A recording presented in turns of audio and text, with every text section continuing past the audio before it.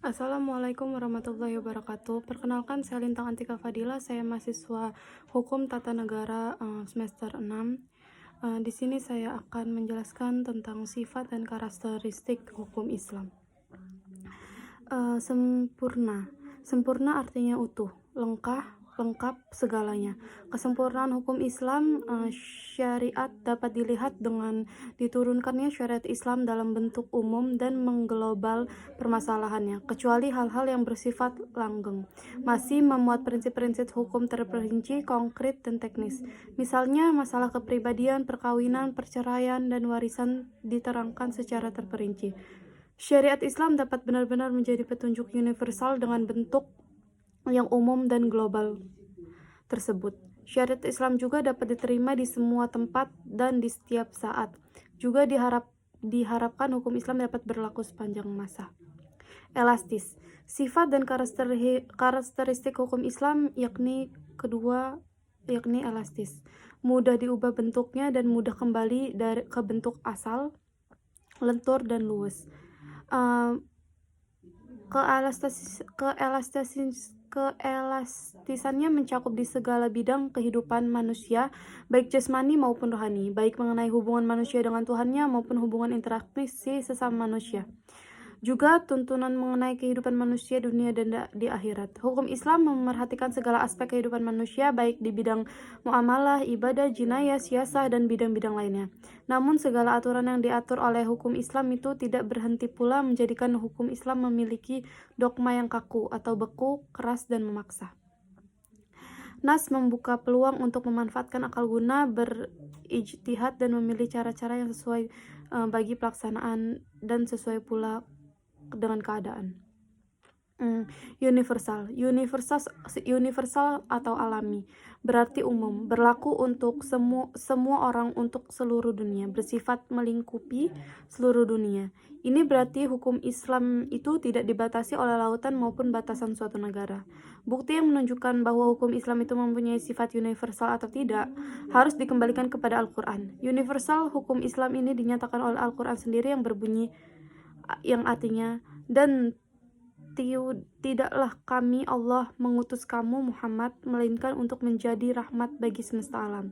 Quran surat Al-Anbiya ayat 107.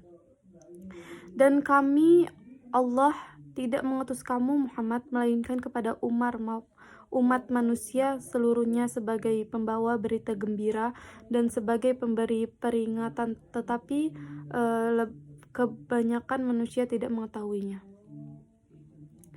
Quran surat Al-Saba ayat 28. Kedua ayat Al-Quran di atas menyatakan bahwa syariat yang dibawa oleh Nabi Muhammad bukanlah dikhususkan untuk orang Arab saja, namun berlaku bagi seluruh umat manusia yang ada di seluruh dunia. Dinamis dalam KBBI dijelaskan makna dari kata dinamis adalah penuh semangat dan tenaga sehingga cepat bergerak dan mudah menyesuaikan diri dalam keadaan dan sebagainya. Kedinamisan hukum Islam terletak pada dasar-dasar yang menjadi dasar dan tiang pokok bagi hukum. Dasar-dasar dan pokok-pokok itulah yang menjadi sumbu kekuatan, kelemahan, kemudahan, dan kesukaran dalam menetapkan hukum Islam. Syariat Islam dapat menarik manusia dengan cepat dan manusia bisa menerimanya dengan ketetapan hati, karena Islam menghadapkan pembicaraan kepada akal dan mendesak manusia bergerak dan berusaha serta memenuhi kehendak fitrah yang sejahtera. Sebagaimana hukum Islam menuju kepada toleransi, persamaan, kemerdekaan, menyuruh untuk berbuat ma'ruf dan mencegah mungkar.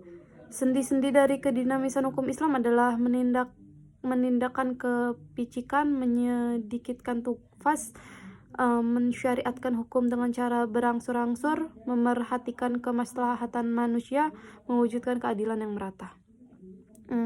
Sistematis. Syariat Islam bersifat sistematis, artinya ia mencerminkan sejumlah doktrin bertalian dan berhubungan di antara satu dengan lainnya secara logis. Beberapa lembaga saling berhubungan satu dengan lainnya.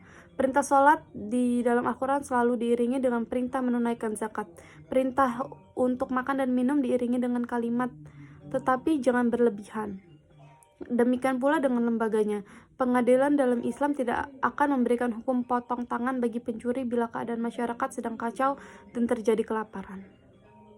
Hukum Islam bersifat ta'abudi dan ta'aqauli.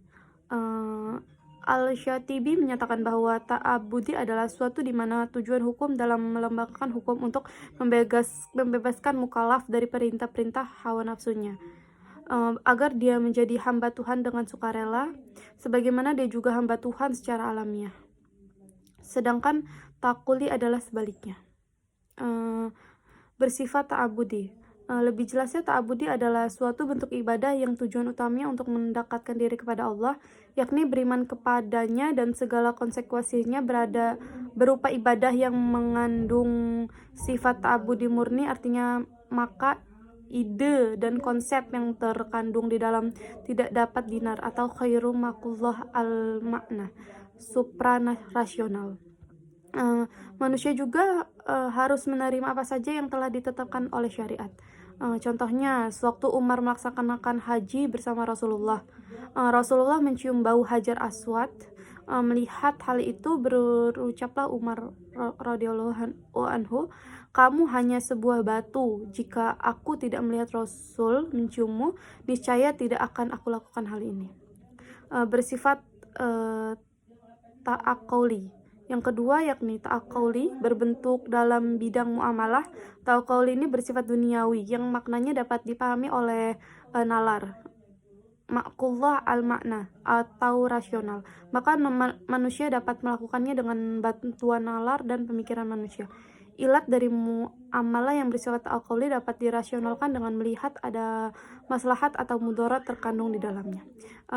Demikian presentasi dari saya akhiri. Wassalamualaikum warahmatullahi wabarakatuh.